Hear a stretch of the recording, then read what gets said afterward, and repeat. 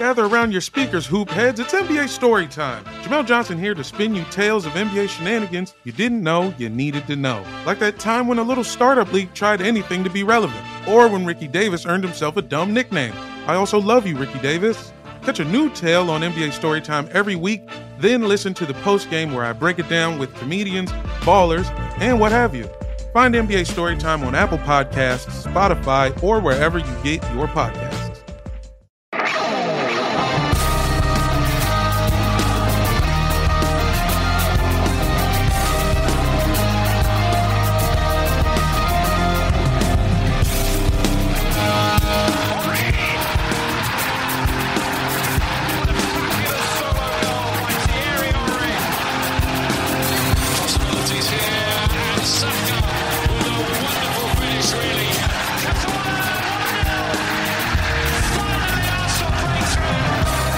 Arsenal are doing the transfers, and as long as you love some of them, that's good enough for me. This is the Arsenal Vision post-match podcast. My name's Alex Smith. You can block me on Twitter at Yankee Gunner. Yeah, Arsenal are doing the transfers. The window has slammed open. That's right. The transfer window slams shut. Do you know it can slam open? Well, it has slammed open, damn it. And Arsenal are doing the business. Now, you don't have to like all the business, but hopefully you will like some of the business, and we will debate what of the business we like and what of the business may be remaining and what that business means for our prospects this weekend and beyond. And more than anything, what we want to do is just thank you for being here. You don't have to like the Odegaard signing or the Ramsdale signing. You can love both. You can feel mediocre about either one. But I hope you love us because we definitely love you. And thank you for being here. And it's Chelsea at the weekend. And I have to breathe a heavy sigh, given the fact that this would have been a weekend spent with actual real people in person in Las Vegas, celebrating the start of the new season, but under the circumstances, maybe it's best that we're all apart from each other doing it hermetically sealed over a digital universe where we exist these days. Tim's on Twitter at Hello, Tim. Hello there. Paul's on Twitter, Pause My Pants, Hole, Pause. Woohoo! Woohoo indeed. So the window has slammed open, my friends, and through that open window has flown one Martin Odegaard and one Aaron Ramsdale, or at least they certainly seem to have. And I have to tell you, if we screw this up now, having decided to just record this as though it's happening, I'm going to be really, really furious. But let's take them in order, and we'll start with Martin Odegaard. It is a period, Tim, of fairly strong frustration with the club in some segments of the fan base, and I think it's fair to say that there's some concern, some despondency, some questions about what Edu does, whether Arteta's the right guy. And given all that, I think it is equally important to be intellectually consistent and give the club some freaking credit when they deserve it. Because I felt at the start of this window that it was a little naive to spend the whole summer chasing Martin Odegaard as their number one option, watching Buendia go, watching Aouar sit there at 20 million euro, chasing James Maddison for 60 million pounds. And is it the right price, the wrong price? The fact is, and we'll get into whether Odegaard is the right guy, he was their number one target, we believe. They have gotten him, and they have gotten him at a fee that for a 22-year-old, very, very highly regarded young prospect who has played for the Arsenal already, so should bet in pretty seamlessly, I think at least from a process standpoint, give them credit, right? I mean, if we're going to criticize when we get things wrong or do things that don't make sense, we should have the willingness to raise our hand and say, credit to them, they got this right. Yeah, absolutely. And I heard the conversation you guys had on the Patreon pod earlier this week, and I thought you kind of nailed it where there's two ways you can look at transfer business this summer. You can look at it from, do I like the players that we have lined up and bought? And, you know, can I see a strategy here? So for example, I mean, we'll talk about Ramsdale in a minute, I'm sure. You know, putting aside how much you rate these players, we're pretty much getting our first choices. And we're doing it without doing an awful lot of selling. So the sale of Willock does seem to have unblocked things fairly significantly. I'd also argue that Bernd Leno's performance against Brentford might have unlocked another signing pretty quickly.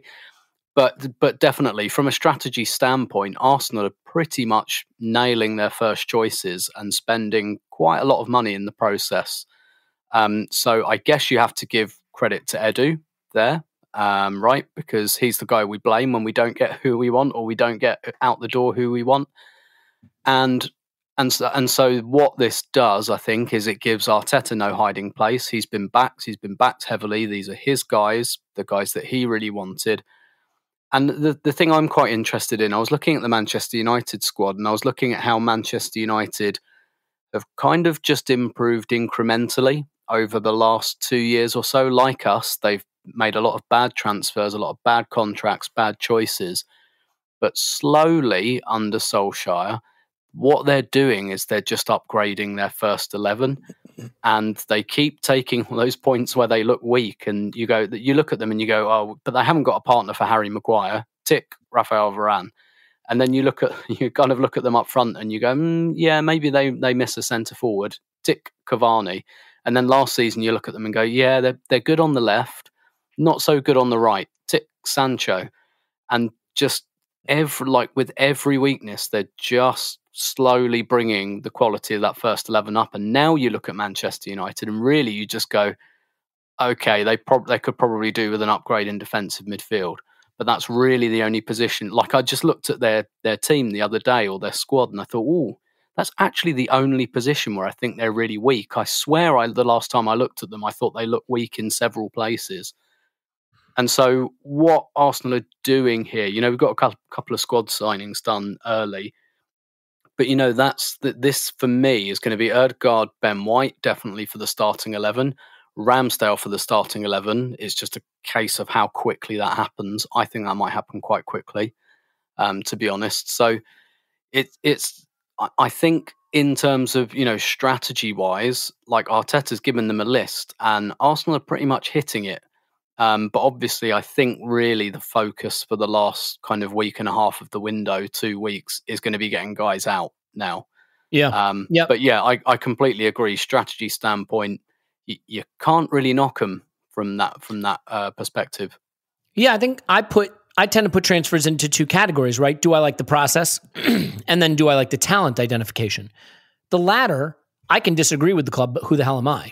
I'm just some guy who has an opinion about football and can go to fbref.com and look at the green bars. But so on the talent ID standpoint, I tend not to think that that's the one I'm going to get bent out of shape about. Like, if I don't like the player, I don't like the player. If I like the player, I like the player.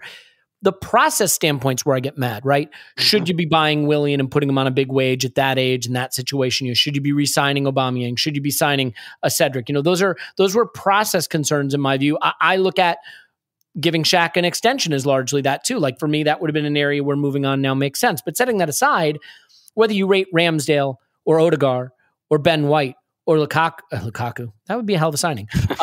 Lukanga or Tavares, look what the club has done. They've gone young. They've gone, I think other than White, into a really interesting sort of price bracket where you're getting talent that's probably not just a Hail Mary. Guendouzi, Martinelli, those are Hail Marys. This is a little bit above that, certainly in Odegaard's case. And now you've got a core with Saka and Martinelli and Smith Rowe and Lukanga and Tierney and Ben White and Gabriel, and Ramsdale, of guys who are going to move into their prime as one, essentially. Some stage of their prime, thereabouts. Striker, right back, maybe one more central midfielder.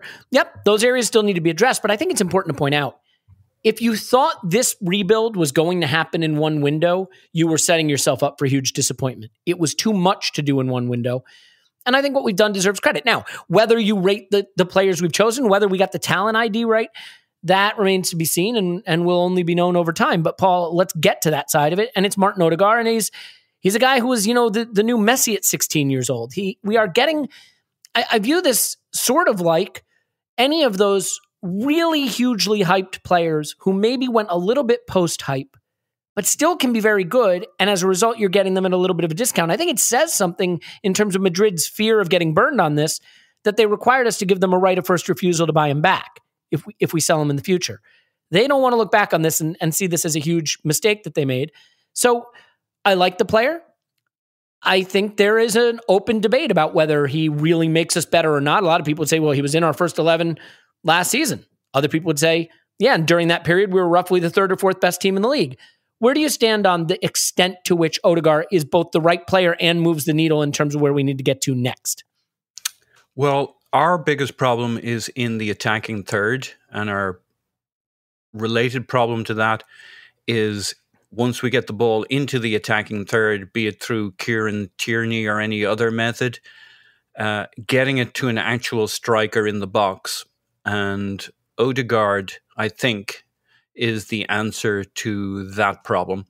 He's the guy who puts his foot on the ball, metaphorically, looks where the players are and connects them in 2-3 chess moves, and makes the choices as to when you switch it to the other side of the pitch, when you bring it back, when he asks for it, what to do in that right-hand corner with Pepe and overlapping fullback, be it Bellerin or Chambers. We saw him last year pointing, moving people around, getting the triangle working in that corner. He patrols from the left wing to the center of the pitch, and he really doesn't stray into the other half, but that's okay. We got the Kieran Tierney show on that side, and probably Smith Rowe. So there's just an excellent balance between Smith Rowe and Odegaard. And we love Smith Rowe. He's been brilliant. Gareth Southgate has watched him against Brentford, and one player that absolutely popped when the rest of the team didn't was Smith Rowe. So I think he'll get his England call up very soon.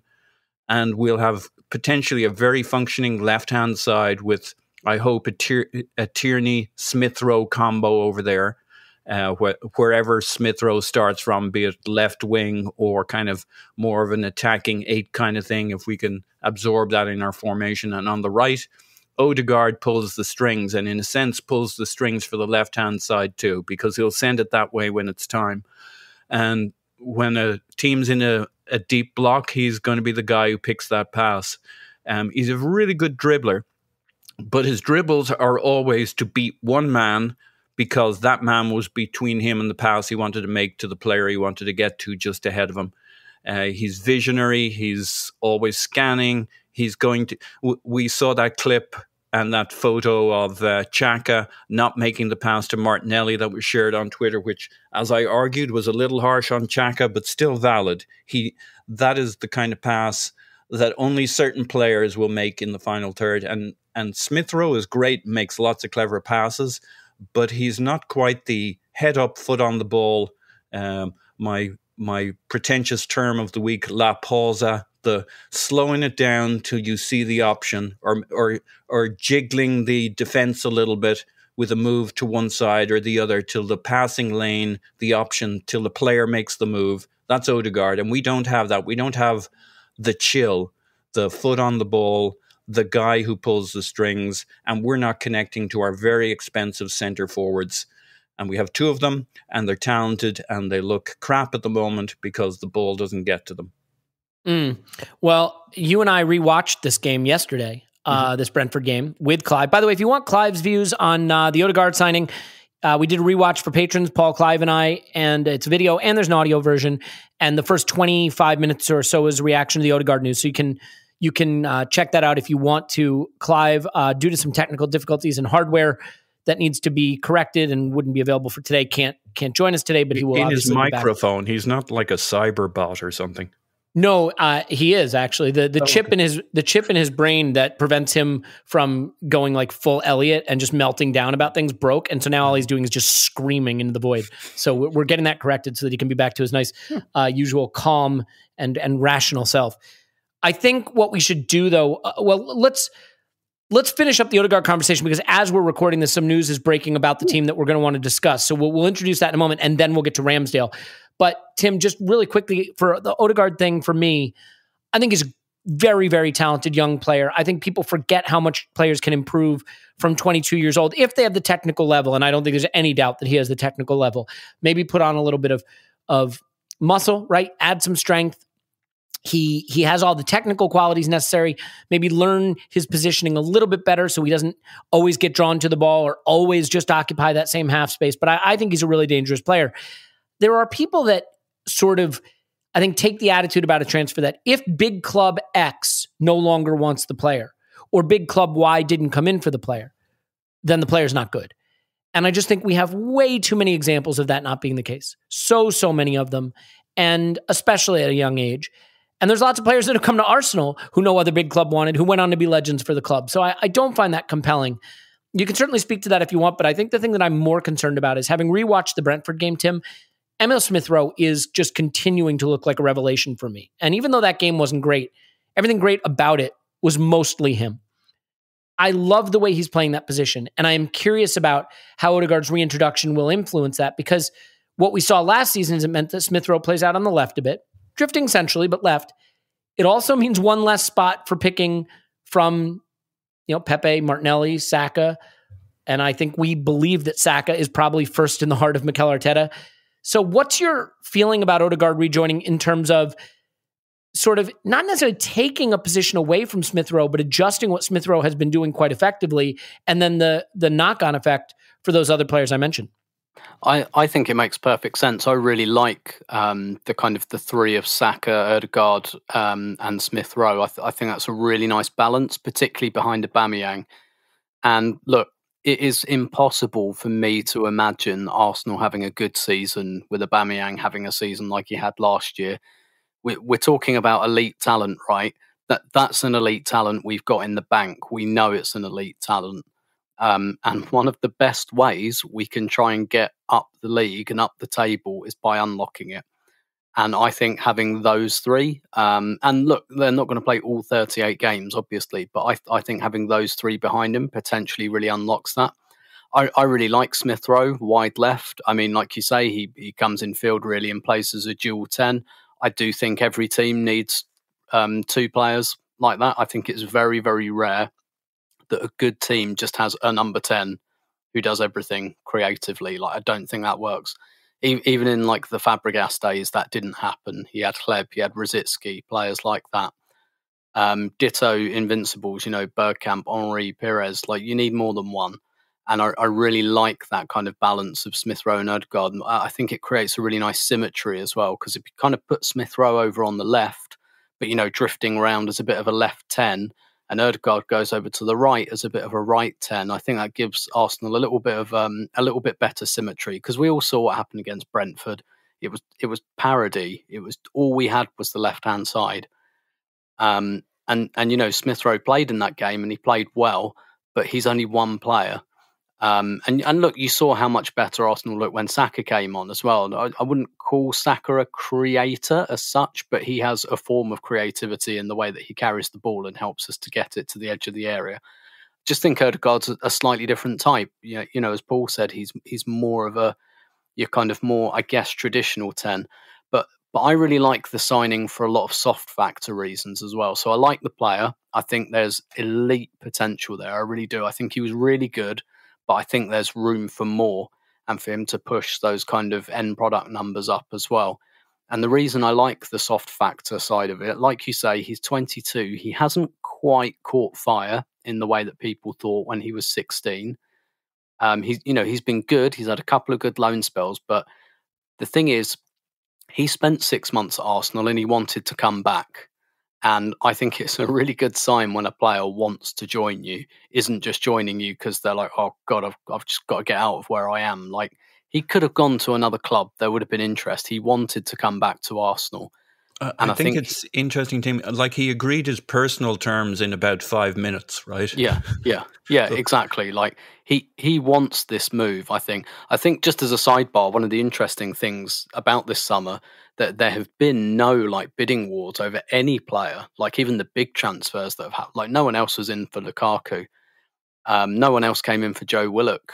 Even I think that's just quite interesting. But he's 20. I would not overestimate or underestimate, Tim, the extent to which there are very, very, very few clubs with any money.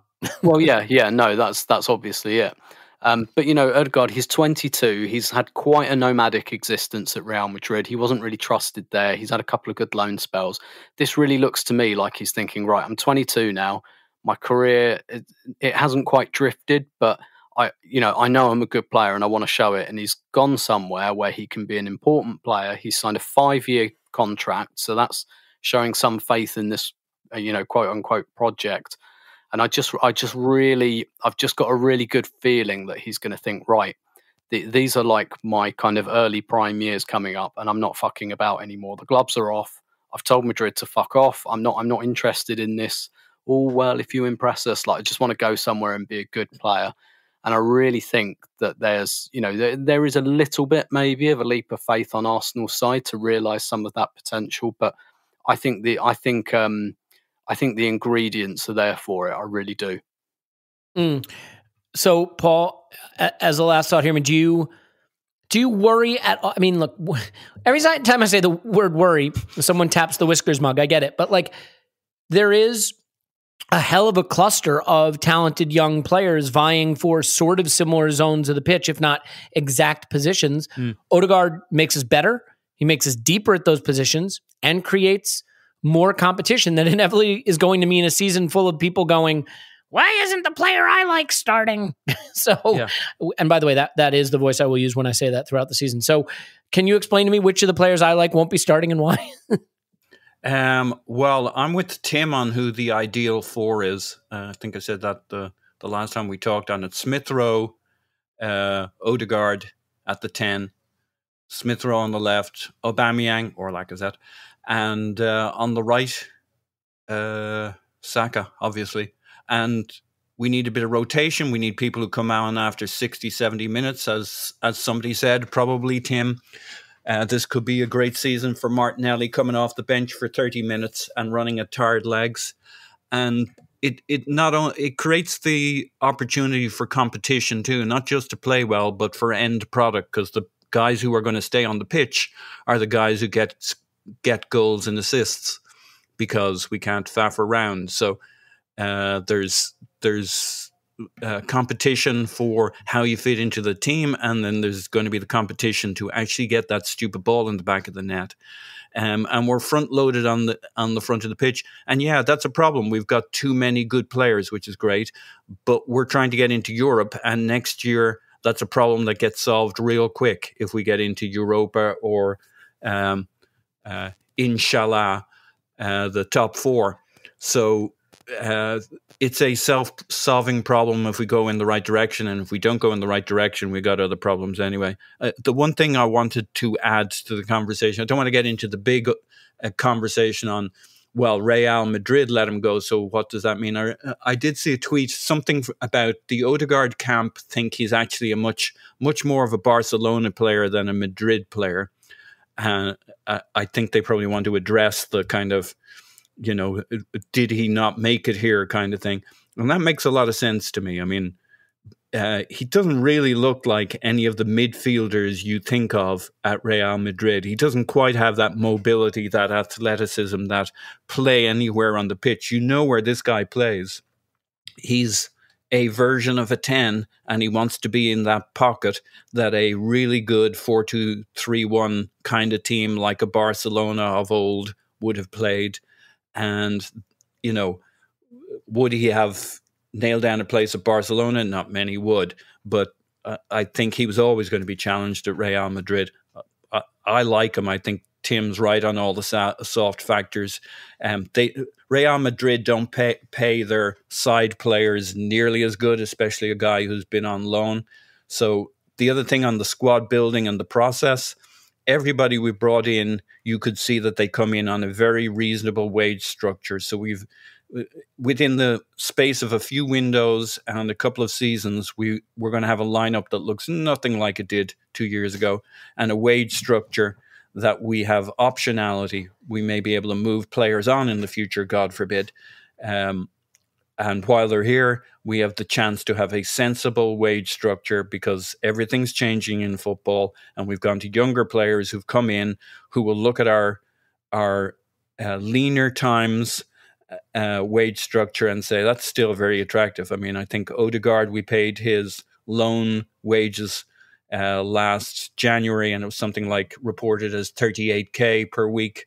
I mean, that's nothing for us. So we can bring him in on a wage. This is why I think his personal terms might have been really quick. We can bring him in on a big bump on that and say, and you can have a lot more when you prove yourself. But he'll look at it and say, hey, shit, I'm getting paid twice as much or whatever. Yeah, and get his career back off on the direction it needs to go, because I don't think you want to be one of these sort of permanently out on loan players. It just seems like good advice for the player, good move by the club. I think he's a very, very good player. I still wonder if he's an end product player. I mean, he's proven, expected threat and all these sort of advanced metrics that talk about the degree to which a player contributes, that sort of intermediate value stuff that leads towards potentially high value stuff he's great at. He now needs to be a goals and assist guy. So does Smith Rowe. So does Saka. I mean, so does Pepe. If we play Smith Rowe Odegaard, Saka, in the three around Aubameyang, none of them have any really proven end product yet. So they all need to add it. And that is really the question. Whenever you get a young player that looks really bright, looks really good, flashes a little end product, the next step is to go to that next level up in end product. And some make it and some don't. And we need at least a couple of them to show they can do it. So he may go into the side this weekend. I guess there's a work permit issue. We'll see. He makes us better. We were better when he was here last season. I like the signing. I don't know that you want to put it in the category of a solves everything signing. I mean, look, there were certain signings that when we made them, they were absolutely transformational overnight. The last one I can think of like that, I think, is Alexis Sanchez. I wouldn't even put Aubameyang into that category. But Alexis, we were a different animal the day after he arrived, because he's a different animal, to be fair. And that force of nature player, Clive and I talked about this, might have been on a Patreon pod, but we do sort of miss that force of nature player. I think Pepe, there was a hope that's what he would be. All dribbling, all shooting, all attacking the box all the time. I don't know personality-wise or talent-wise or consistency-wise if he has that.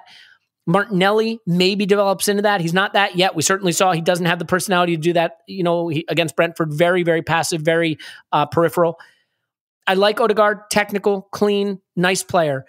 But who's going to be that Robin van Persie? Who's going to be that Alexis Sanchez? Who's going to be that force of nature player who just devastates opposition and makes us a totally different prospect to handle? I still think that has to be solved. And maybe it will be Aubameyang again. I mean, maybe it's not fair to put him not into that category because of how many goals he scored. So we'll see. And that leads us into the next conversation, which is the breaking news. Team news is out. Tim, it turns out we had a COVID breakout in the team. Yep. Aubameyang, Lacazette, Willian, Runnerson. I feel like they just wanted an excuse for him not being around, and so they said he had COVID too. I'm kidding. Runnerson. Yeah, Runnerson. Runnerson.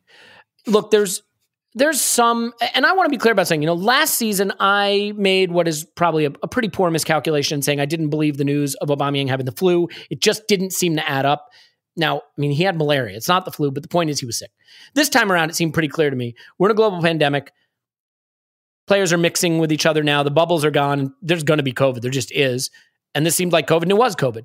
Now, the good news is Aubameyang is in line to potentially play this weekend. Lacazette is not. I'm not sort of sure why one would be different than the other, except if maybe, I guess players heal at different rates. What was that? Sorry?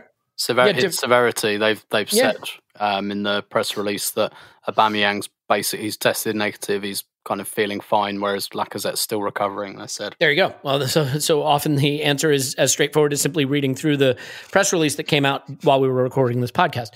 So I know what you guys have been up to. So what I would say, though, is that it's good news that this means that sort of the worst case conspiracy scenarios are not coming to fruition. It's good news because we may have Aubameyang for the weekend, which I think, with all due respect to Balogun, where he is in his development, this is a good thing. In terms of maybe behind the scenes stuff, I'm curious if you have any thoughts. There's some rumors that this came about as a result of, groups of players getting together and partying. I don't know how you handle this. It's easy to kind of go in at your own players for misbehaving, but players are young, they're rich. When you have late 20, early 30-year-old millionaires and, they're not at training, they want to live their life. It's really, really hard to keep them in a bubble for one season, let alone two. So I maybe have a little sympathy, but at the same time, rules are rules. I don't know. I'm glad that the news is that Aubameyang might be back. I'm sad to hear that they had COVID, but it certainly sounds like they're all fine. Do you have any sort of takeaways beyond the surface level of the news in terms of any of the rumor of partying behind the scenes or the way the sort of more senior players are behaving? Not really. I mean, in the UK, all restrictions are dropped now, so that there is no real rule break. There are no real rules around it, so there's no rule breaking. I think I saw someone say that, I don't know if it's like Aubameyang's son's birthday party or something like that. I don't know.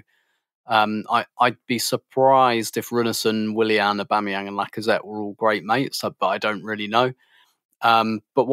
But I said on the last podcast, and you probably heard the tentativeness in my voice because I was told about this on Friday afternoon before the game, that the Brentford game came into some doubt.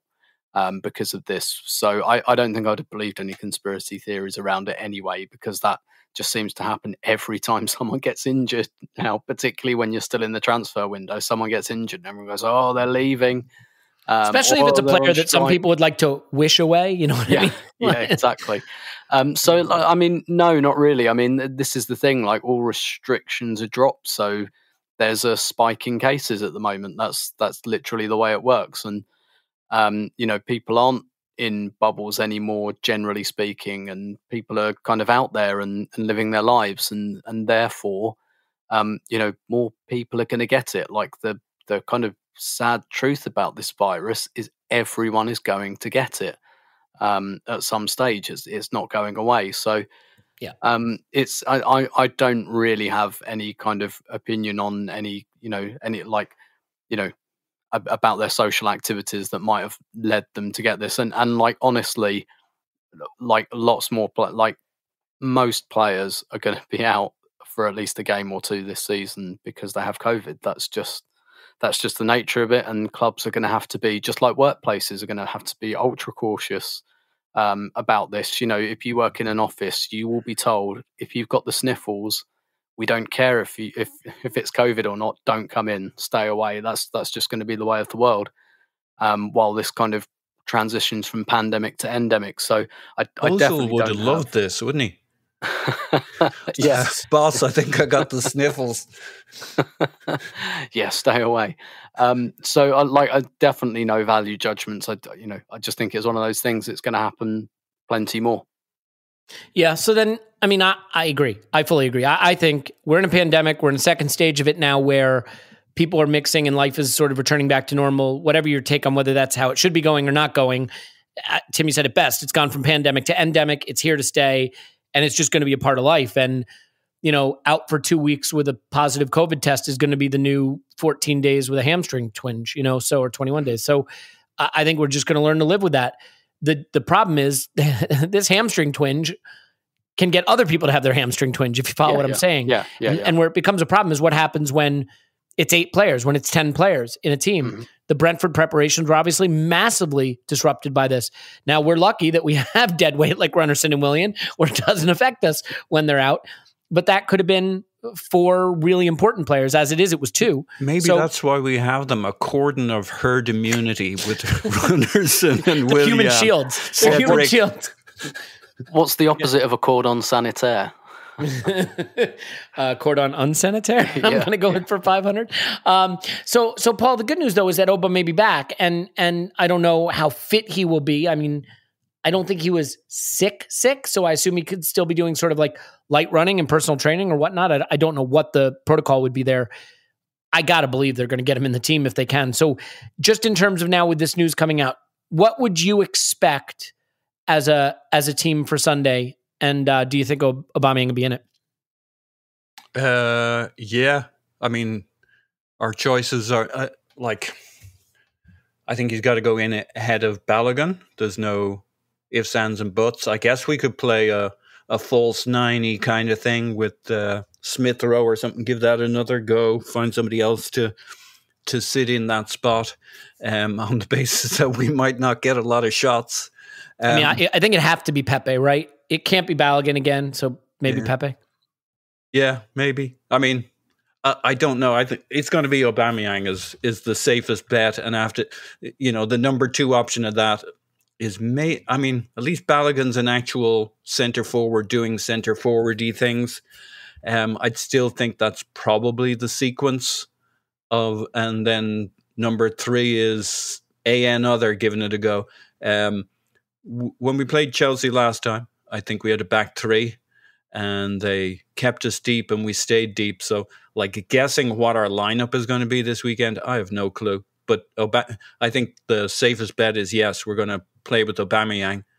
Hope they screw up at the back again and Smith Rowe and himself can combine to weasel a goal in there. Because if we don't score first, we're in trouble, and we're probably in trouble anyway.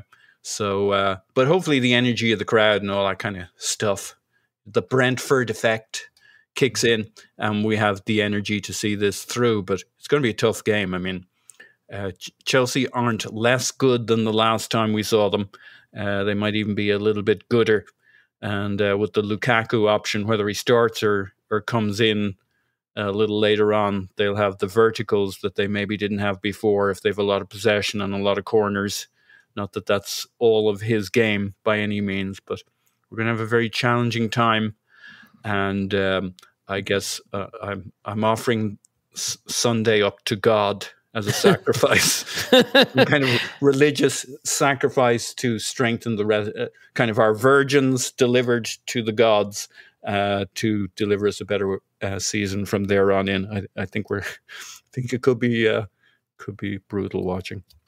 Yeah, I mean the interesting thing with Chelsea is they haven't been that devastating an attacking team under Tuchel. They've been a very, very effective defensive team, and so this could be.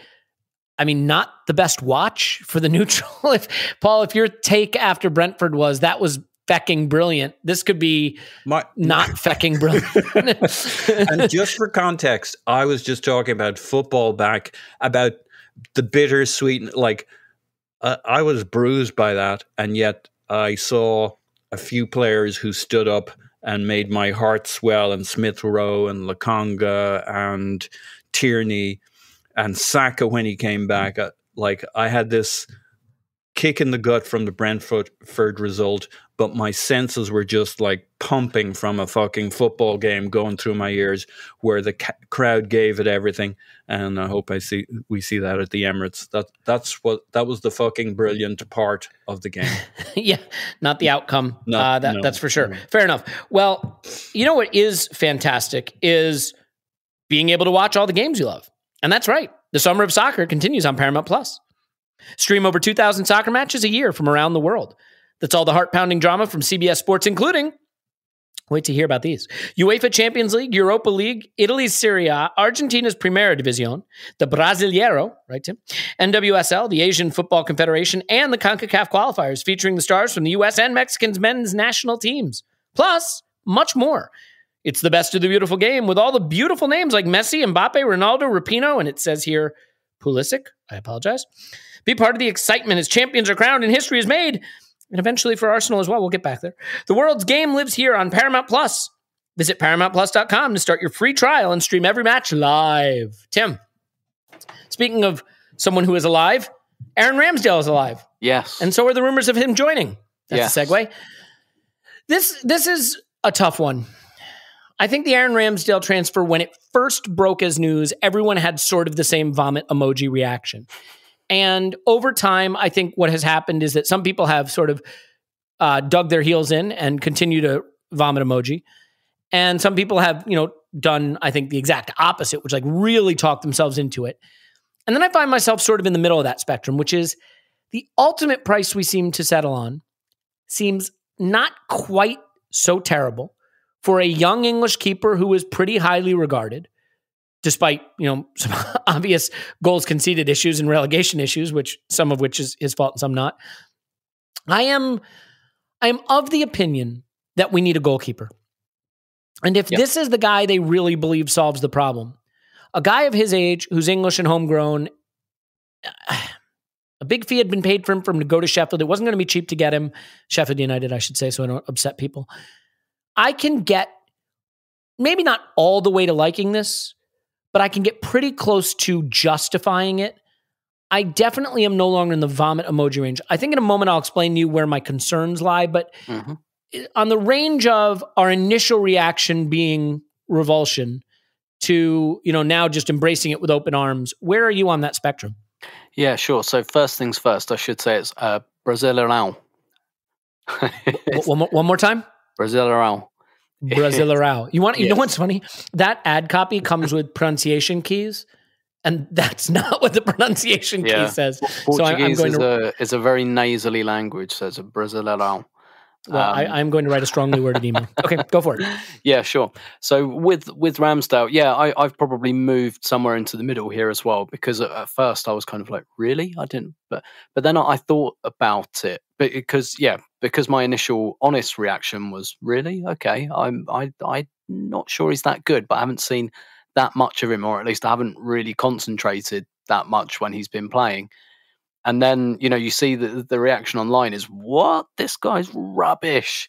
And that wasn't my initial reaction. My reaction wasn't a million miles away from that, I'll be honest. But my honest reaction was, I haven't seen that much of him, but I don't think he's impressed me when I have. So my stance on this is I'm just going to be completely objective about it. I don't know much about this goalkeeper. I haven't seen him that much, so I'm completely open-minded about it. I never kind of thought, I wonder if he's a £30 million goalkeeper, but I repeat, I don't really know enough. I think one thing that maybe I wouldn't say I've talked myself into, but it's just a general wondering I have. We talked about a little bit about the kind of the passing out. Is he really like an Arteta goalkeeper? And, referencing the number of long balls that he played at Sheffield United, obviously because that's their style, and he didn't do that at Bournemouth because that's not their style. But it made me wonder actually whether some of his long kicking is kind of the point, and whether actually that's seen as a real strength in terms of his distribution, because Leno can't really do that. Leno can't really put his weight, he does that clip kind of pass, but he doesn't get an awful lot of distance on it. And I do wonder if Arteta's thinking actually his long passing is something we quite like. I mean, he bought Ben White, right? And one of the reasons was he's quite good at those kind of big diagonals. So why would that be any less desirable from a guy who stood 10 yards behind him? So that's just a guess on my part. I don't know, but and let's not do ourselves a disservice by comparing him to Ederson or anything like that. But Ederson's long distribution is the point, right? That's why Man City got him, not because he's good at finding the fullback. They got him because he's good at finding the centre forward. And I'm not suggesting for 1 second that Ramsdale will be that revelatory. And I'm sure that if there is a goalkeeper out there with Ederson's distribution, he's not available to us at any price. So I do wonder a bit whether there's something they've seen in his long distribution that they like. And, from what I've read and seen, he's not bad at short passing, but then short passing's kind of easy, to be honest. So I'd expect most goalkeepers to be able to do that in this day and age. Particularly ones particularly any goalkeeper under 30 should be able to pass the ball 20 yards. The back pass law came in nearly 30 years ago now. So a lot of these guys weren't alive in an era where you got to pick the ball up and just welly it up the pitch out of your hands. So that's just like a general wondering I have. But really on Ramsdale, I'm open-minded. This is clearly the guy that Arsenal really wanted. They've gone and got him. I do think that Leno's fairly indifferent performances in pre-season and again against Brentford have brought them back to the negotiating table. I think this is probably a win for Sheffield United in terms of holding out and then seeing Leno be a bit crap and look a little bit like he's checked out. And then Arsenal kind of come back with closer to the price they want. But, it is what it is. If this is the guy they want, then like I say, I'm open-minded about it. Yeah, again, if we go back to the beginning and say there are two types of mistakes, one is the error of process and the other is error of talent identification. The latter is totally understandable. You're not going to get every talent ID right. The former is less acceptable. Well, this is a young English keeper, homegrown, right? The fee isn't outrageous, although it's on the large side. The age is good, and it's a position that we eventually need to address. So process-wise, I think it's okay. Paul, the funny thing for me is I don't know how you tell who's a good keeper and who isn't. My view of keepers is 95% of them are pretty much the same. They'll save the same shots. They'll get to the same crosses. They'll make the same passes. I love 5% of them are dog shit. Yeah. 5% of them are dog shit. Are Runnerson, right? Are a joke, or not necessarily that bad, but are more in the Ospina category of they have a real flaw, like standing behind the line to try to stop things. And then 5% of them are in that super elite category where they can Cruyff turn, dribble out, play the ball on a sixpence, 3/4 of the pitch to the striker, stop everything. Okay. Outside of that top 5% and that bottom 5%, I don't know how you really distinguish the other ones. I think it's really tricky. The data certainly isn't convincing. Giant Gunner, who I love, did a data review of Ramsdale in the Discord and he's got access to some non-public data, and it's a little better, but I still don't think it tells you everything. And so it does boil down to the fact that it's odd that as the team that plays out from the back more than any other team in the league, we picked a guy who played long more than any other keeper in the league. That's not to say we don't have some other earlier information about how he can pass, but we certainly don't have a guy like in the last season. This is a guy who didn't play short, and now he's going to have to come learn it. Now, the good news is I don't think he has to step in and be the one right away, although with Leno's form and attitude, maybe that's going to change quicker. I think the thing for me is more opportunity cost. Ben White, good player, young player, talented player, homegrown. The fee might be a little on the high side. Overall, not a bad buy. Same with Ramsdale. If you told me we were going to spend in the range of 80 million pounds this summer on keeper and center back, I think I would have been a bit incredulous at that. And especially if you told me that the Xhaka replacement was Xhaka and that there's no right back or no striker coming in, I would have said, could we have used that 80 million pounds differently? So do you see where I'm going, Paul? I can kind of sort of get to the point where Ramsdale doesn't bother me because on the metrics, the age, the talent level, the price, like a lot of that feels okay. And yet it feels like this is a summer where maybe we went a little bigger than we needed to in ways that don't necessarily strengthen the team as much as we could have. So when you look at Ramsdale, how much of your opinion is informed by the player himself, and how much is just informed by how we've kind of opted to allocate our resources? Wow, there's a lot in that when you look at it. So, this is just a theory that I think is probably incorrect, but but he did warn you, everybody. Just when he's done, he warned you. It almost feels like the keeper decision is it's one for the manager and then one for I'll use the term director of football. I don't necessarily mean Edu. I just mean that the apparatus of Arsenal that's doing forward planning. I almost feel like Ramsdale is the forward planning one. Now, maybe it's Arteta saying, I need this and I need this now. But I don't know why we're doing it this season instead of next season. We got 2 years on Leno, but we are. So we obviously think it's a priority. I'm sure the Cronkies don't want to spend 24 million that they didn't have to spend when they didn't want to. So Arteta may have serious concerns with Leno, or this is part of a bigger picture where we're looking at a transition of the squad. And this was the time to get in a young English keeper.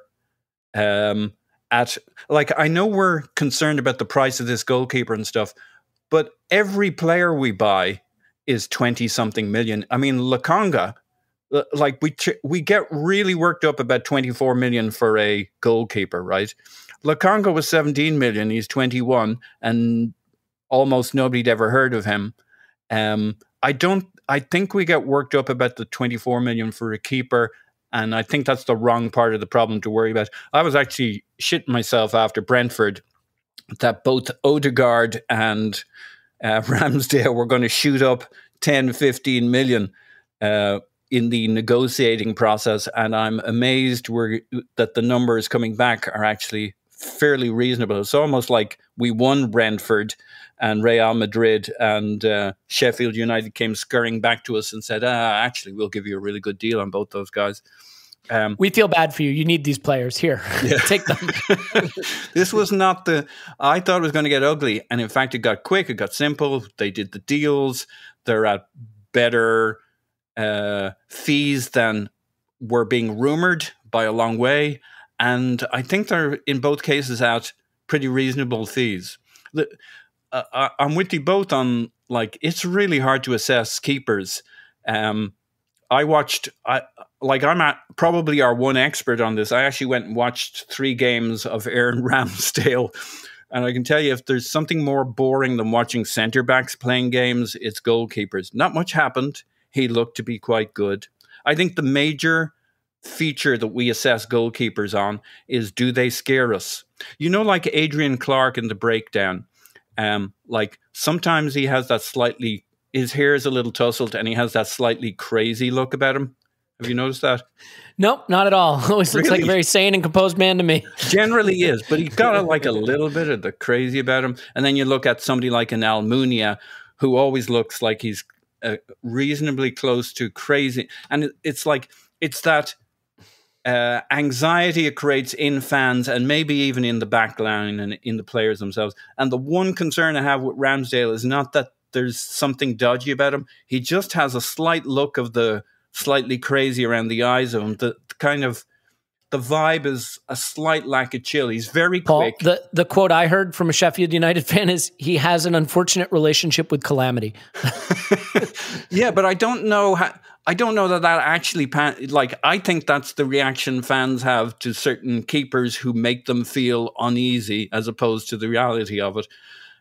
So we'll see over time. Like, keepers are like, for me, like, have you ever read any of that research about, or like the analysis about when they're supposed to come out, when they're supposed to spread themselves, when they're supposed to stay up, star-shaped and stuff? And I think I'm getting the hang of it. And then I watch a game and like, I have no clue. It's like when they tell you what to do with bears, right? A grizzly. Is that the one where I lie down and play dead while he's tearing my arm off? Or is that maybe make yourself big and run at him? Run up a tree. Like polar bears, they don't look dangerous or whatever, but apparently those are vicious killers. Panda bears, like, they eat bamboo shoots. Am I safe with that? Like, with keepers, I don't know how to assess them. They are. Do you want to know something, Paul? Yeah. Panda bears aren't bears. Ah, and neither is Runnerson. He's not a keeper. Yeah. Can we move on? I look, with keepers of all the positions, we got to hope they know what they're doing. The only people who can assess keepers are goalkeeper analysts and experts, or you've watched them a long time and you've a really good, like, it's just really hard. I like Tim's theory about the distribution, though. I think that's quite clever, because you we do launch them off the kickouts. We play it short from the back in open play, but we basically haven't been playing it out from the back from kickoffs. So it's not all bad. Some people speculate that pandas belong in the raccoon classification. Oh, so if you see a panda bear rummaging around your garbage late at night, just let him go. He's communing with nature. Tim, the one issue is that, like, this, I think the reason this scares some people is it is in the range of outcomes that Aaron Ramsdale's terrible. I'm not saying he is. That's not my point. I'm saying it's that, and you could say that's in every range of outcomes for every signing. When did you stop beating your wife? That's basically what you did there. That's an incriminating question. Well, what I mean is, he's conceded an absolute mountain of goals. Every team he goes to gets relegated, and I'm not saying that's his fault. He's never played the ball short, or I shouldn't say never. In the last season, he played it long more than anybody else. Like, I think where I worry with the White and Ramsdale thing is, it's a lot of money on speculation that doesn't feel super safe. Like, Ben White, very good young player, never really played in a true back four, always had kind of a hybrid role. Now he's the anchor of our central defense. Aaron Ramsdale has conceded a mountain of goals, not been someone who's played short, played for teams where he's very active, constantly having to make saves. I think that's another big change we should bear in mind. Keepers coming from very active environments to environments where they spend the whole game mostly watching or just passing the ball and only have to make saves in certain occasions. Like, these are big changes. So do you have any concern that maybe that the risk profile on this is maybe just a little more than it should be? Like, you can have some sympathy for the people who just look at the amount of goals the guys conceded and said, really, this guy? Yeah, absolutely. And they're all quite young, aren't they? And we're all very excited about the team getting younger. But that will come with pitfalls as well, and players' careers aren't always linear. I think that is absolutely in the range of outcomes with like Ben White and Aaron Ramsdale, for example. Like, effectively, these are the guys that are going to be leading the defence. Not least because Tierney's not. Well, I say Tierney's not a defender, but do you know what I mean? Like, really, it's a back through. Like, you look at the average position charts. Tierney's not a defender. He's a winger. yeah, exactly. Which is fine. Like, that's not a criticism of him. That's the thing we want him doing.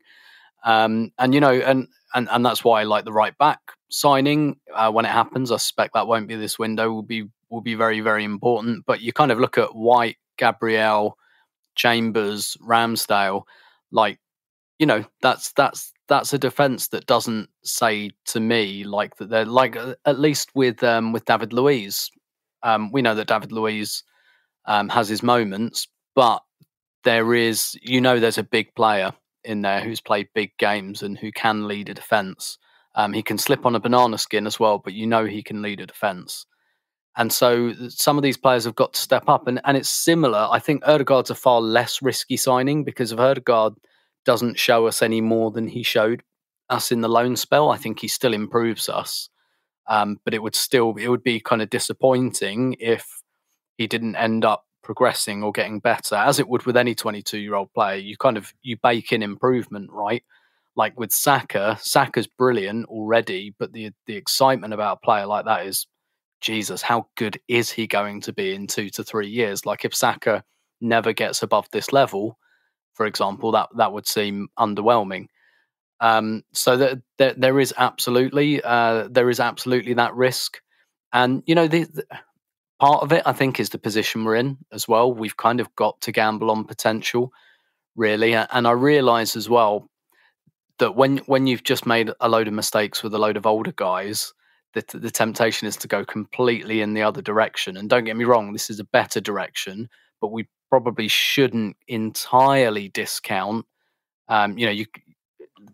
the importance of of those intangibles like leadership. Some people will call it experience. I'm less sold on that, but we don't know yet that Ramsdale can really command a defence. We don't know that Ben White can really command a defence.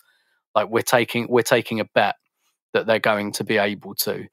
And so, of course, that's a gamble. I do think that that's kind of the position we're in. However, with White and Ramsdale, we've probably overpaid. Like with White, we've definitely overpaid, I think. But that's kind of all. Like if you get like a 40 million pound player for 50 million, you don't really quibble that much, because you're still getting a really good player. So it doesn't really matter that much. But it's within the realm of possibility that they could both just not do it, or they could both like shrivel under the lights. They're both coming to a much bigger club, much crueler spotlight, and it remains to be seen how they'll handle that. But the club do have my sympathy in the respect that, like Sol Campbell, that's not available to them anymore. So they kind of have to take some bets. And so this is going to be down to how good they are at betting. And let's face it, guys, like we're all products of the Arsenal we grew up with. I'm someone who can't help it. I want to spend the 50 million, the 60 million, the 70 million on a force of nature in the front line. And I want to find cheap, clever solutions at the back. And maybe that leaves you like Arsene Wenger left us at times in the early 2000s, where we had a scintillating attack and clown shoes defenses. But like, he kind of found Lauren Koscielny from nowhere, so to speak. Kolo Touré, right? I mean, Arsene Wenger taught us that defenders can be found and defenders can be made, and not that Koscielny hit the ground running right away.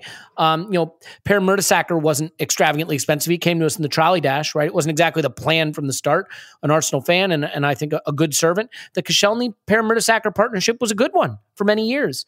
We didn't have to spend a ton on it, but we did to get Alexis, right? And we did to get Ozil, and and we did to get Aubameyang, for better or worse, whatever you think of his tenure at the club. And the hard part for me is, just ask Liverpool if it was worth it going and spending the money on Virgil van Dijk or Alisson.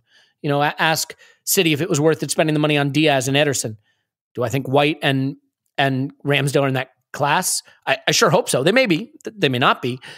But I think we have to admit sometimes what our own biases are. And my bias definitely is, get me that mercurial playmaker or that fleet-footed midfielder or that dynamic attacking player for the big money, and I love it, and then go get creative and find solutions at keeper and central defender. And that's just me.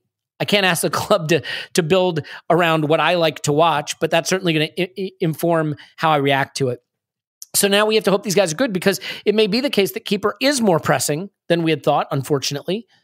And maybe now I joked on Twitter, but the joke feels a little more real, that Leno's performance against Brentford was designed to get the fan base more on board with the Ramsdale signing.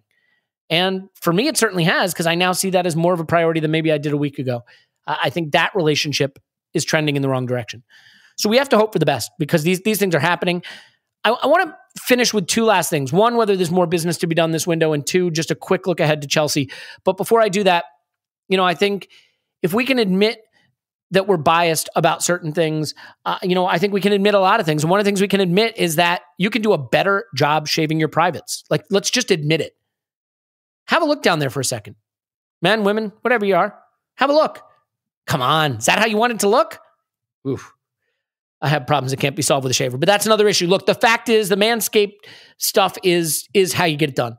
Lawnmower 4.0. If you're still wondering, if you're listening and you're like, well, what makes it different from the 3.0? There were a lot of upgrades. There's the button lock, so if it's in your travel bag, it doesn't just get pressed by accident. One of the biggest upgrades that a lot of people called for is the inductive charger, the thing where you just put it in the charging thing, the cradle, and it just starts charging. You don't have to plug it in, which I love. Works in the shower, has a light, has more guards. It still has skin-safe technology, ceramic blades. That's right. You heard it right. I did not fib. Ceramic blades on Lawnmower 4.0. And it is just an absolute best-in-class, top-of-the-line, dare I say, world-class shaver. The Weed Whacker does the nose and the ears. Comes with all the tonics and lotions if you want. Even come with a little travel bag. So they're a company we love. They're aligned with the Testicular Cancer Society as well. And so, always good to have a philanthropic approach to business, and you can understand why they picked that charity, given the area of the body that they tend to be targeting. You can go to manscaped.com, use promo code ArsenalVision, save 20% and get free shipping worldwide. Manscaped.com, promo code ArsenalVision, 20% off free shipping worldwide. I couldn't put the full mustard on this one, the full gusto, because I didn't have Clive, but I will say, Paul, is that enough of that? Caught Paul on mute. Caught Tim on mute. Yes. I got no one to tell me if that's enough of that. No, I was thinking about it. Whether it was enough? You want me to keep going? I was thinking, did I want some more? No, I don't. I think that's enough. I will I will reserve upon mature consideration. I think that's I'm not going to, you know what? I'm going to swallow my tongue on the comment I just had. Paul. Yeah. The remainder of the window. Mm-hmm. I think a lot of people would say the business that we expected to be done that hasn't been done is now less in the incoming range and more in the outgoing range. Oh, yeah. I certainly am of the opinion that if any more incomings might happen, they'd be Hail Mary, deadline day kind of deals if we get players moved out. Right back, still an issue. Striker, still an issue. I would have liked a Xhaka upgrade. I think that dream has died. So it's really striker and right back. Do you think anything happens there, and does it depend on sales? I don't think anything's going to happen there. Well, what's been impressive, right? The short version would be we've seen everything coming this weekend, this window, sorry. Like we got the guys, if you'd said what were the names right at the start of the window that we're going for outside of the Xhaka going and who would replace him. And even that one you can say, well, it was because Xhaka was going and now he's here. Like the names were the names. And there's definitely interest in a right back. But we've got four of the bastards, whether we like it or not right now. And like Bellerin wants to move. Like he could certainly go out, which would leave us with Chambers plus one other. I don't know if we think Cedric's usable anymore, rather if Arteta thinks he's usable anymore. So that's the most likely area because I'm sure if we could get a deal for Maitland-Niles, a good one, I think his days with Arsenal, I don't know. I think you have a moment, and that moment has gone. I don't think. I don't know where Maitland-Niles is at, and even when we used him in pre-season, it's not like we had him in a dedicated position. It was like maybe he still is very much on the I'm a central midfielder, and that's the kind of loan I look for. So we played him in a couple of different positions, one where we needed him at right back, and one in midfield. So I assume we're looking for a move for Maitland-Niles, permanent or loan. So what would that leave us with? I think there's a reasonable bet somebody has to stay with Chambers, and that's either going to be Bellerin or Maitland-Niles, or we resurrect Cedric. But there's definitely, that's the place as a whole. We have two experienced and expensive strikers who don't seem to be leaving us, so that's not going to be there. So the big question is around, we've only got the four right backs. We've got about one right back we're kind of happy with.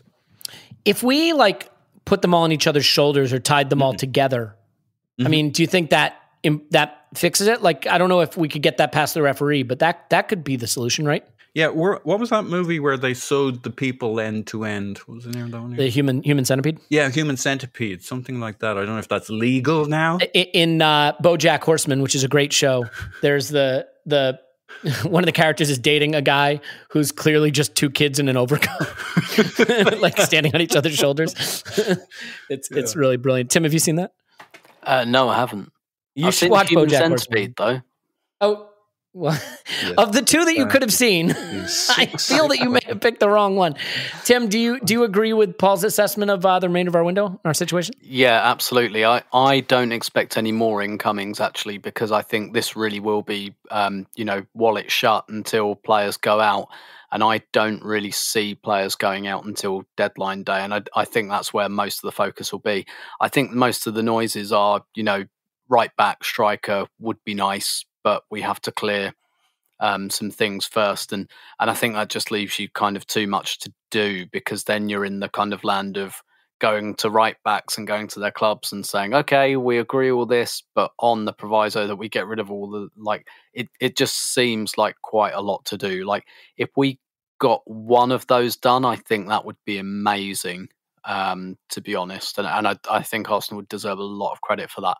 For me, it's about getting players out now. Like, this squad it was too big last season, and we had the Europa League, and it's roughly the same size, slightly bigger with returning loanees. Like, I think a lot of loans are going to happen. Whole lot of loans. There you go. Well, I mean, if you could wish something, not wish, because that's silly, that's pointless, but if there was one deal, an incoming deal that you still think in the back of your mind, the part of you that kind of maybe unplugs from the harsh, cold reality of this miserable planet, what deal would you kind of in the back of your mind allow yourself to think might still happen? If anything, maybe there just isn't one. I'd love a right back. I can't really give you a name. I haven't really thought about which right back we might buy. I would really like a right back. I do think that's something that needs sorting, and I can see becoming a bit niggly. The striker thing, that's definitely going to have to happen next summer. And I'd like to think that maybe during the course of this season, Edu and co will start, perhaps getting the ball rolling on that striker thing. And, putting feelers out and, intensely scouting players who are maybe on their maybe lists, who are like 21, 22 or whatever, see how they go this season. Start kind of pressing the flesh there, because we do have a really, really good striker with Aubameyang. We just don't know. We just haven't used him properly. And I think if we use him properly, he will be fine this year. I think that really should be the realistic priority there.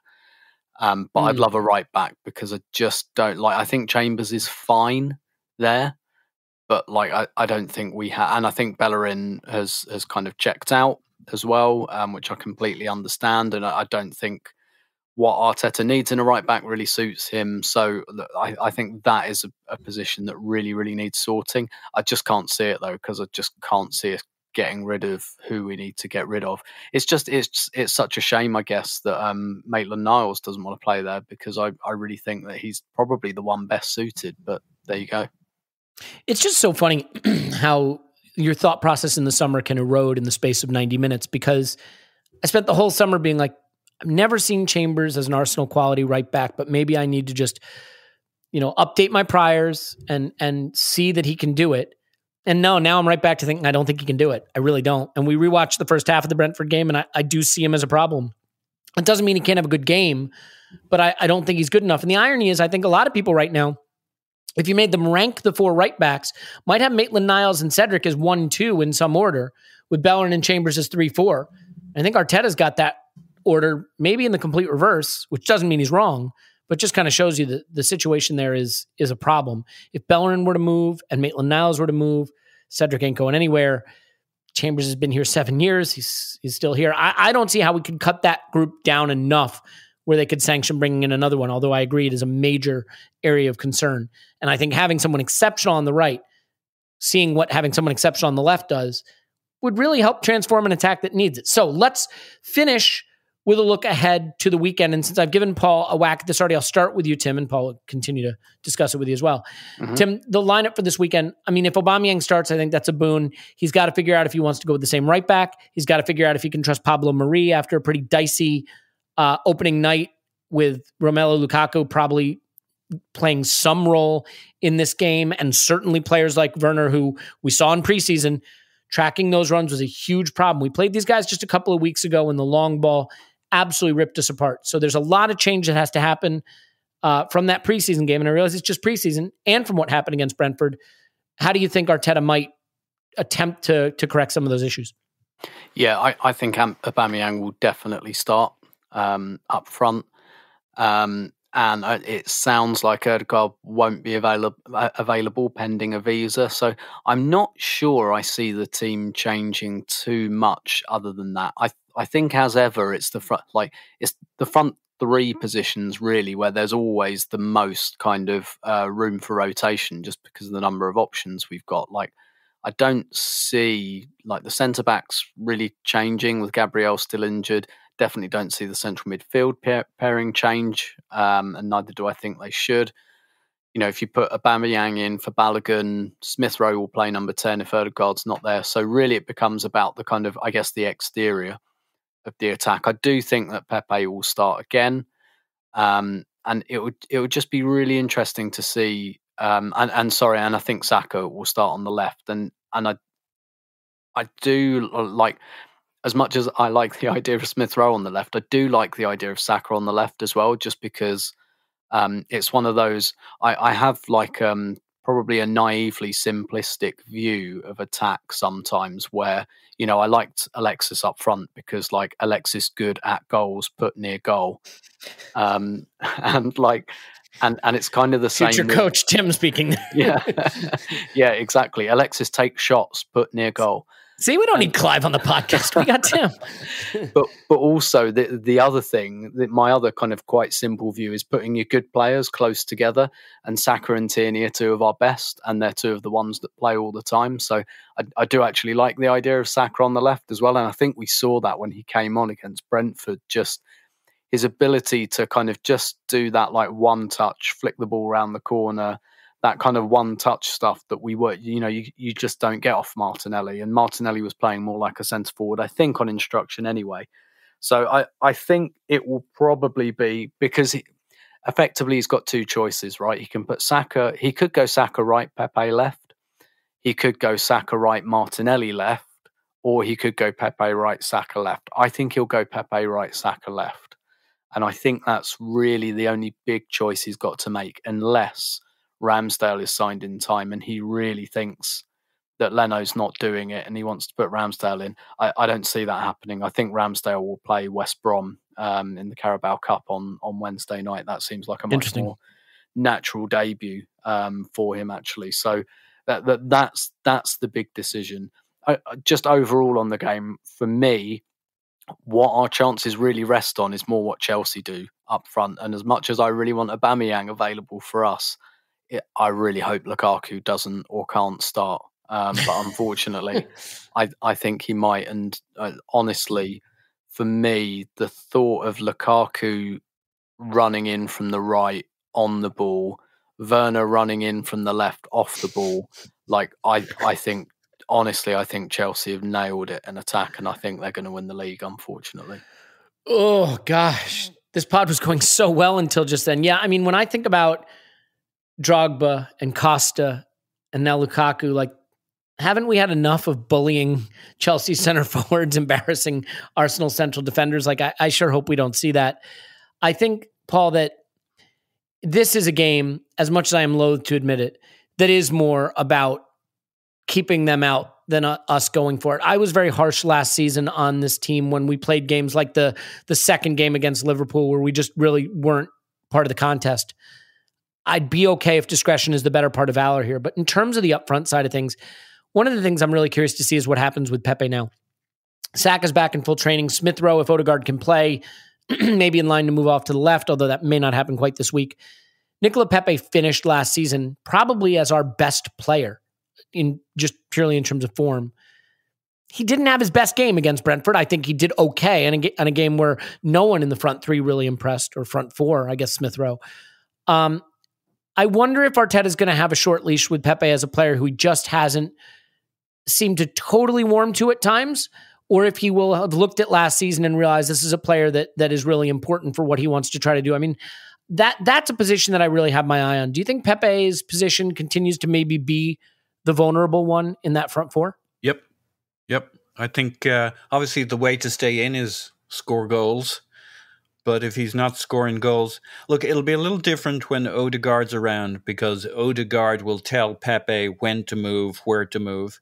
I don't see with Pepe a good orchestrator's mind. I see this tendency to come in and to recirculate the ball to the other side of the pitch, to miss overlapping fullbacks when they're there, to not catch the Smith Rowe run when he makes it. And so as much as anybody's career, I think Pepe needs Odegaard there to tell him when to do the thing. Like, he has the skills, he has the dribble, but he uses the dribble when he's got 2 or 3 people to beat, not when he has one person to beat. He doesn't go to the byline, even though we've seen time and time again, we think he's very one-footed, but when he bothers to use the right foot, it's a good right foot, either shot or cross or pass. There's much more you can get out of Nicolas Pepe, and Arteta spent a lot of time working with him last season, we were told, but he interestingly said, now it's up to Pepe, in a way that said he wasn't entirely convinced that although Pepe had been in the training sessions, he had fully mastered it. But with Odegaard in that corner, that could be the lifesaver for Pepe. Like this could, if we nick a goal in this, it could be quite a counter-attacking goal, and that's a reason to have Pepe on the pitch, I think. That is actually a really good point, Paul. I think when it comes to counterattacking, he's a player you'd want there. I mean, Martinelli is too, and this is the funny thing. This seasons can be sliding doors moments. I mean, yeah. Tim, Martinelli and Pepe start against Brentford. They each score a goal and each get an assist in a comfortable win, and suddenly we look at them as 2 indispensable players with end product who have to play, and the season goes in one direction. Martinelli's invisible, not really in the game. Some of it through the fault of players bypassing him, some of it through the fault of his own, let's be clear. Same with Pepe. And now we're looking at a situation where both of those players probably have to see their positions as vulnerable, with Odegaard coming in and maybe Smith Rowe and Saka being options ahead of them on either flank. I think this is another game where I would want Martinelli and Pepe playing, because I think there'll be a lot of transition football, and we've seen what Martinelli can do specifically against Chelsea in transition. Pepe has done that as well in our FA Cup run. Is this sort of the unfortunate reality that the Brentford performance means that those 2 players in particular, who had a chance to really maybe cement a position or show their value by not doing so, have now thrown their position as potential starters really into doubt? That's all just in the name of competition, and it's one of I guess that's a good point. one of the only areas in the team where we really have it. What I'd say is I think we saw against Brentford, I don't think you can play Pepe and Martinelli on either flank. I think you need more of a connector somewhere. Yeah, and that can be Saka, it can be Smith Rowe. But I think really you can only play one of Martinelli and Pepe. And that for me is going to be one of the interesting subtexts of this season, about which one Arteta really, again, to use that phrase, bets on. I've got a feeling it might be Martinelli. I've got a feeling that he'll see a young player that he can work with, whereas Pepe's kind of flaws are kind of there. I think we saw that against Brentford. I think what we see with Pepe is really... He's only really useful in the final 25 yards, and Brentford were really good at crowding him out and sending him backwards, and he couldn't really do anything at that stage. Like he's great. Like if he can work the ball onto his left foot in the last 25 yards, he's great, but he can't really do anything else. And look, I'm not saying that Martinelli's much different at this stage. Like he's a shot monster, right? He wants the ball on his right foot and he wants to shoot. And I really think there's probably only room for one of those players when we come to look at it this time next year. And I suspect that and I kind of hope it would be Martinelli, which is not to say I'm like completely writing Pepe off and think he'll score plenty of goals this season. But I guess I was just going to say, I guess where that sort of binary or that could break down, that hypothetical, is if both Aubameyang and Lacazette were to go, there may be an opening for Martinelli to be a center forward option. Which might bring both of them back in the frame, although I still tend to agree with you. Yeah, it could do. I think he'd have to go some way to proving that, significantly this season in a lot of, a good section of games. And I'm not sure I see that happening. But yeah, like ultimately neither of them really performed at Brentford. I'd say that there's more mitigation for Martinelli there, given that he'd only just come back from the Olympics. So I don't think we could play both of them, and I don't think there'd be room to either. I think really what they're kind of campaigning for is 12th man at this stage, be that, someone's injured, we need another left winger, we need to rest Saka, whatever, or first man off the bench. I think that's what those two players are really vying for this season. Yeah, I guess the next window of opportunity to really cement a place would be African Cup of Nations. When exactly those positions will be open again. Tim, one thing, you tend to have a really good memory for details that I don't. I was trying to think about Arteta and the way he talks about players. And I think it was a Smith Rowe comment last season. He said, it's great, he's doing well, but the Arsenal number 10 has to have 15 goals and 10 assists, and he has the ability, he needs to get there. It was sort of like a compliment wrapped in a critique. Now, to be fair, there's like one player a season who puts up those numbers, so I don't know if that's a fair expectation. But like with Pepe, he was pretty hard on him after that headbutt thing. Obviously, understandable, the red card. With Aubameyang, he said, I don't know, maybe he's in decline. Does Arteta have sort of a weird tendency to be kind of a publicly critical manager? I'm trying to think of situations where he's been effusive in praise. And I'm not saying that's the only way to do it, by the way. And behind the scenes, he could be a total arm around the shoulder guy. But do you start to get the sense from Arteta that it wouldn't hurt him to maybe, especially with a young core, to be a little bit more publicly reassuring about some of these players? Because he does seem to be a little reserved in the way he wants to compliment his players. Yeah. And I'm sure that's a deliberate tactic. I'm sure that's about, kind of trying to motivation. Get the best for. Yeah, absolutely. I think what I'd say, because obviously we don't really know what he's like behind the scenes and things like that. One theory I've been kind of workshopping with Arteta that I've been, well, it's not a theory, it's how I feel, and it's not important for anything, and I'm not saying it makes Arteta a bad manager or that it's relevant really in any way, but one of the things I've been surprised about is how little I've felt connected to or related to Arteta. Like, I really liked him as a player, I liked him as a captain, and he really wanted to, again, going back to what I said about Ødegaard, he really wanted to manage Arsenal. He really wanted to come back to Arsenal. And I was thinking, here we go. This is like, I don't know if I had something a bit like George Graham-esque in my mind. It's like, here's the man who knows the club, really was grateful to play for the club because he got the move late in his career, took the club to his heart, really wants to, and I thought, and here's a guy like I'm really going to relate to. And that opening press conference, and you think, yes, you're hitting all the right notes.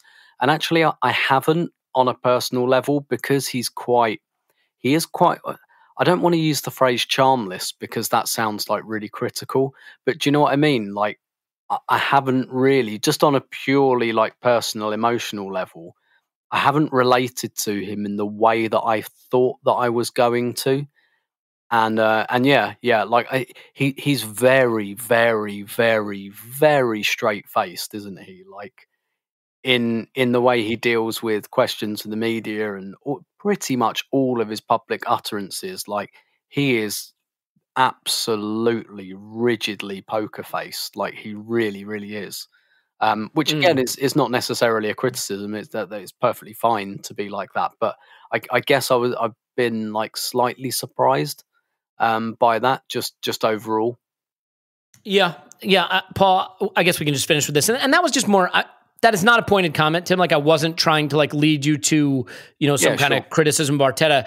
It's just an observation, right? Every manager has a slightly different way of motivating their players. And I do wonder, it is becoming a very young team, a team that, will need its confidence, need its leadership. And especially if we start to move out, the Willian, Lacazette, Aubameyang group, where's the senior leadership left? It's really basically, David Luiz is gone.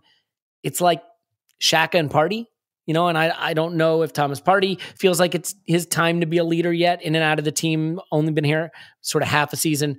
So it'd be interesting to see. And that leadership can obviously come from the manager, but he's still learning and understanding what motivates the players is part of being a good coach and something he'll learn about. So, Paul, do you have a sense? I mean, in terms of what you think might happen this weekend, coming off of Brentford, I was very, very low. Then the whole week goes by, and by Thursday, you're like, easy 3-0 victory at home over Chelsea. So I find myself expecting it to be better than maybe is reasonable. They do look pretty formidable. They do have a very strong side coming in, knowing exactly the kind of football they want to play, having been champions of Europe. They got off to a good start on their opening day. Is there a chance that this could be a really, really difficult day at the Emirates and we might start to hear some fan unrest, so to speak? Or do you think maybe it's another case of Arsenal being best when we can play sort of like the smaller team, which has, to be fair, often been the case under Arteta? Well, I won't talk to the fan unrest piece of it because we actually have a resident expert on the pod who probably has seen these occasions before. Here's, like, we could get battered this weekend. I think we all know that. If we don't get battered, I think there's a reasonable chance it's because, like it or not, they've pushed us back. And we might actually see a good performance out of Pablo Mari because he's going to have, like, my biggest concerns with Pablo Mari are not running alongside a striker. It's a striker running straight at him, 1v1. And like Xhaka did a pretty good job against Brentford getting back to cover Mari. I know we talked about it in the rewatch and there was concerns about how often Xhaka dropped deep into the back line earlier than he needed to, etc. But I think we'll see across the game that actually some assistance for Pablo Mari so that he has coverage was kind of critical in a number of situations. He's not a centre-back you want feet planted with a fast attacking player coming at him. And I'm not sure that that's what this Chelsea game will be. I think we're going to see ourselves mostly back, whether we like it or not, in position. And for me, the weak position might be the Chambers one because he doesn't have the quick feet. I think this could be a game. I'm not saying Pablo Mari is going to have a great game, but I won't be shocked if he has a good game in this one. This could be the kind of game where, a bit like we say, oh, the keeper was good because he was busy. Well, Pablo Mari might be very busy in this game, doing centre-back stuff in the box, heading the ball clear. He'll have got the message from the Brentford throw-in that he needs to be more physical, more aggressive. He could end up having a good game this time around, and we're like a little confused. And so it's an opportunity for our back six or so to get set, get in position, and play well together. I think it's going to be challenging. We're going to have to try and nick a goal on the counter. We're not going to dominate the midfield with Xhaka and Lokonga. Our front four are going to have to be very busy with pressing and defending, try and nick a goal. I don't think we're going to be able to impose ourselves on them. I don't know how the crowd will see that, being as it's at the Emirates and they want to see a performance. Maybe it'll be a bit more open than that at times, but I think we're going to struggle to dictate the play, would be my guess. Yeah, well, I think we can all agree we'd like us to win, right? Yeah.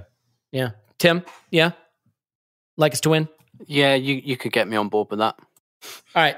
I think we should stop there because that's the level of analysis that I've been striving for in the last 90 minutes. And we finally reached it. So you can put it down. You can come back to us with this. I'm willing to stand behind this. Tim, Paul, and I, all on record, would like us to beat Chelsea at the Emirates on Sunday. And the only downside is that I will not be there with a bunch of Arsenal fans in Las Vegas getting more drunk than you should be at that time of day and dunking on some Chelsea fans. But look, hope springs eternal. This is the reality. This is a great thing about being a fan. We can know all the problems, know all the challenges, know all the odds, and go into this game feeling good, being excited, and thinking the best could happen.